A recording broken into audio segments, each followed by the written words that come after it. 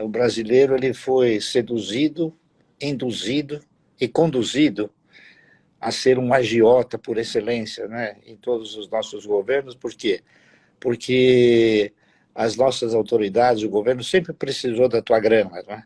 O governo sempre procurou fazer com que você emprestasse o dinheiro para ele, então ele te seduziu como um agiota. Eu tenho um elenco de mais ou menos 12 ações que eu não vendo, não dou, não troco, não faço nada, eu fico com elas. Por quê? Porque essas ações, elas fazem parte de um conjunto que me garantem uma renda mensal. Porque o patrimônio, ele só alimenta o meu ego. O que alimenta o meu caixa são os proventos, entendeu? Se você se conscientizar que você não deve gastar mais do que você ganha, você está financeiramente educado. Tudo bem? Tudo bem. Pelo que eu li aqui da sua história, é uma história maravilhosa, né? Uma história de sucesso e de resiliência. E de muita batalha também, né? Não foi também facilzinho, não foi? Claro. É uma história de muita disciplina também, né? E é uma disciplina que não é muito assim normal no brasileiro, né? O brasileiro ele é muito indisciplinado e ele é muito assim averso a riscos, né? O brasileiro ele foi seduzido, induzido e conduzido a ser um agiota por excelência, né? Em todos os nossos governos. Por quê? Porque as nossas autoridades, o governo sempre precisou da tua grana, né? Então ele fez apelos assim fantasticamente preocupantes, né? No sentido de te gerar uma cultura de investimento voltada para você direcionar seus recursos para a geração de riqueza. O governo sempre procurou fazer com que você emprestasse o dinheiro para ele, então ele te seduziu como um agiota, não é isso? Porque ou empresta para o governo, ou empresta para qualquer um, você é um agiota, você está praticando agiotagem. Isso é uma coisa que eu exorcizei desde o instante em que eu percebi que o nosso sistema previdenciário ele nunca teria condições de nos proporcionar uma provedoria competente, né? Eu, então, decidi pesquisar profundamente as alternativas que nós teríamos de procurar a geração de uma renda mensal que pudesse nos proporcionar o quê? Uma vida digna, não é isso?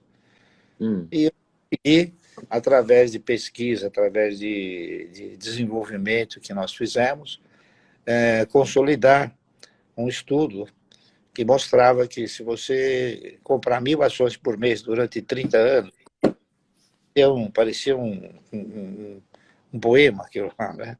Mas se você fizer isso, você chega a um resultado positivo. Como para você se aposentar, você precisa contribuir 30 anos, então não era nada impossível você comprar 1.000 ações por mês durante 30 anos. E isso está ao alcance de qualquer brasileiro. Mas uma pessoa que não teve educação financeira não saca isso. Como é que você aprendeu isso? Como é que você chegou a essa conclusão? Não, eu aprendi pesquisando, evidentemente, não é? Eu me formei e a formação que a gente conseguiu alcançar te permitiu, né? Te permitiu interpretar que você precisa pesquisar, na vida você precisa pesquisar tudo, não é isso? E eu, então, consegui pesquisar dentro de fatores diversos, chegando a um denominador comum que seja o quê? Na verdade, eu não compro ações. As ações, elas representam a minha participação em projetos de empresas que tenham, assim, características de perenidade, de sustentabilidade, entendeu? E a ação, então, ela é a forma que você tem de participar desses projetos.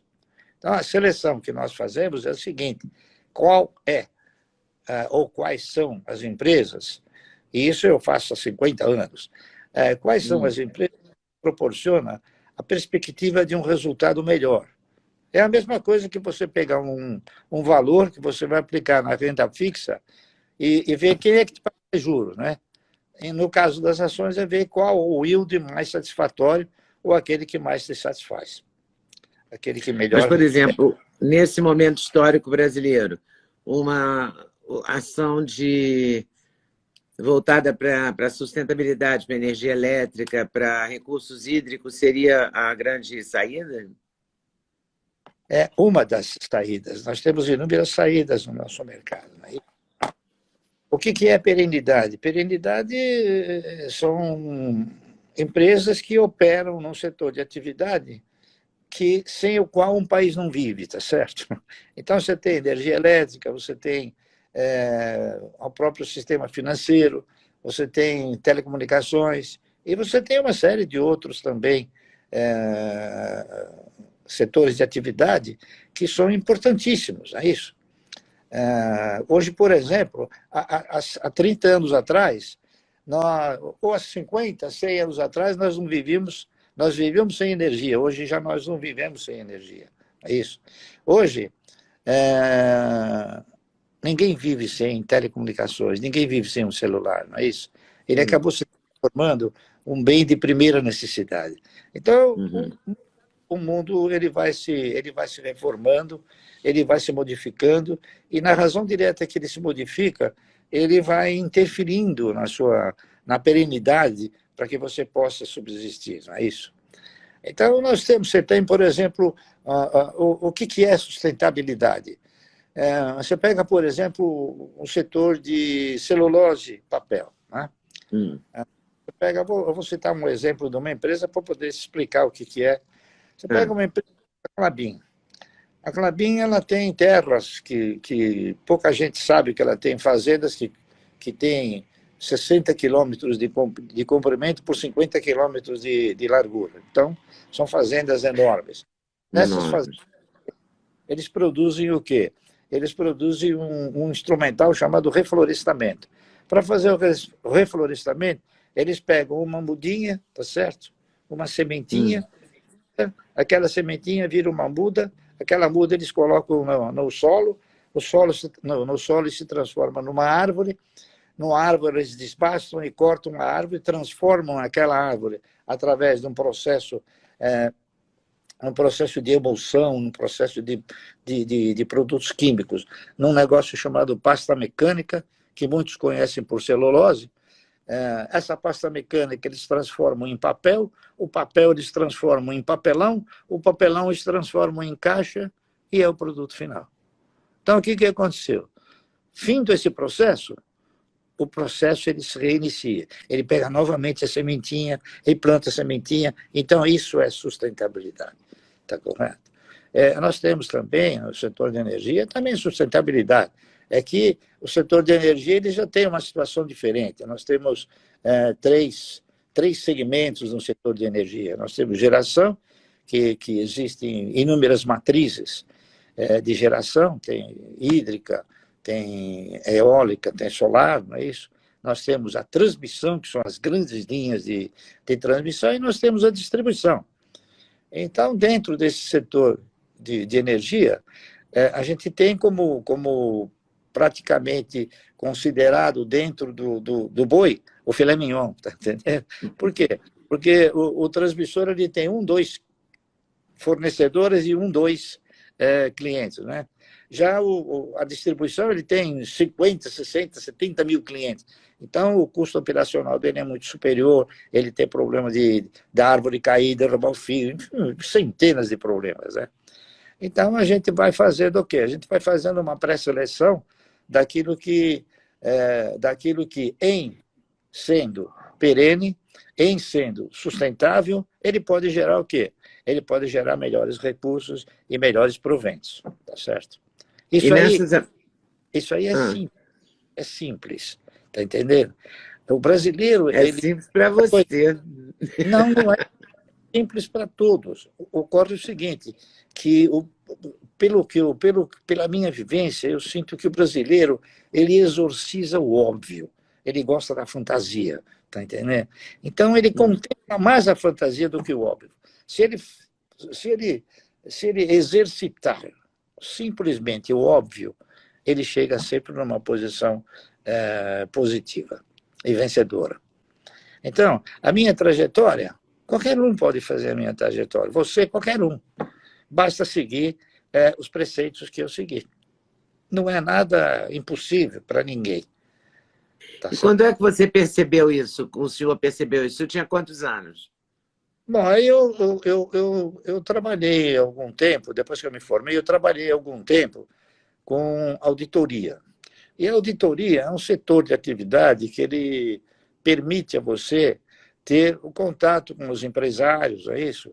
E da razão direta que você vai tendo esse contato, você vai vendo a postura do empresário, a relação que ele tem de ganho, a relação que ele tem de participação, a relação que ele tem de comando, de gestão, enfim, uma série de coisas. E, consequentemente, você vai avaliando, você vai computando na sua mente a coisa de você ser o quê? De você ser um empresário. Eu, por exemplo, eu não me considero um acionista minoritário, como muitos se consideram. Eu me considero um pequeno dono, entendeu? Por quê? Porque a postura é diferente. O acionista minoritário um dia vende as suas ações. O pequeno dono nunca vende a sua participação. Tá certo? Desde que a empresa tenha todas essas características. Né? Característica. Então, ainda dando a Klabin como exemplo, a Klabin é uma empresa que tem 124 anos de existência, não é? Então, é um papel, uma empresa que tem uma estrutura extremamente bem fundamentada, com valores extraordinariamente positivos, entendeu? Então, ao invés de eu ter perda fixa, eu tenho ações. Por isso é que eu digo que as ações, elas garantem um futuro de qualquer um, de todos aqueles que estiverem dispostos a seguir a mesma trajetória. Mas você, então, não vende nenhuma ação. Então, você reinveste o dividendo ou você usa o dividendo para viver? Não, o dividendo para viver, eu teria que viver diariamente indo para a Lua, não é? Se eu tivesse que gastar. Mas não dá para gastar tudo, tá entendendo? Então, o que você faz? Se foi constante no passado e tem sido bastante afirmativo no futuro, por que eu vou mudar? Eu não mudei nada. O que eu faço agora, eu faço desde 1970, 71, a mesma coisa, tá certo? Porque quando você encontra um caminho positivo, por que mudar, não é? Tá certo? Mas você faz a mesma coisa como? Você compra ações do mesmo tipo de companhia? Exatamente. Eu vou comprando ações, vou engordando a carteira, tá entendendo? Por exemplo, eu tenho um elenco de mais ou menos 12 ações que eu não vendo, não dou, não troco, não faço nada, eu fico com elas. Por quê? Porque essas ações, elas fazem parte de um conjunto que me garantem uma renda mensal. Tá certo? E se você fala em renda mensal, por que você vai vender? Tá entendendo? E chega um determinado momento também é impossível você vender. Eu vou te dar um exemplo. Há muitos anos atrás, e outro, eu tenho ações desde 30, 40 anos, né? Eu tenho ações do Banco do Brasil que eu comprei a 60 e poucos centavos. Né? Se eu for vender agora, que não é interessante, eu tenho que pagar um volume de impostos que eu vou contemplar o governo sem nenhum mérito para esse país. E outra, vou perder dinheiro. Entende? Então, eu mantenho as ações. Por quê? Porque, como outros papéis, o Banco do Brasil, ele me oferece permanentemente proventos, dividendos, juros sobre capital próprio. Então, ele me sustenta, ele sustenta o meu caixa. No mercado, existe um fator que eu aprendi a respeitar. É exorcizar o patrimônio. Está entendendo? O que vale no mercado não é você cultuar o seu ego, dizer, meu patrimônio é esse. O patrimônio de nós que operamos em ações, não é isso?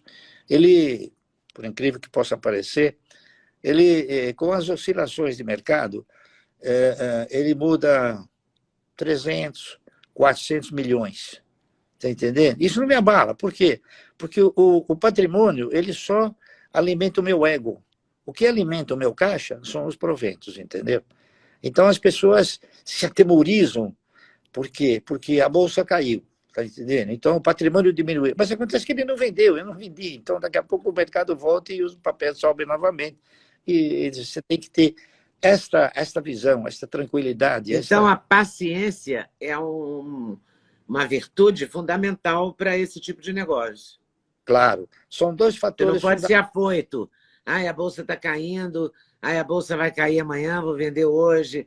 Não, não pode apavorar, você tem que ficar Não. na Você maciota. tem dois procedimentos que são importantíssimos. Um você citou, é a paciência. O primeiro deles é a disciplina. Está entendendo?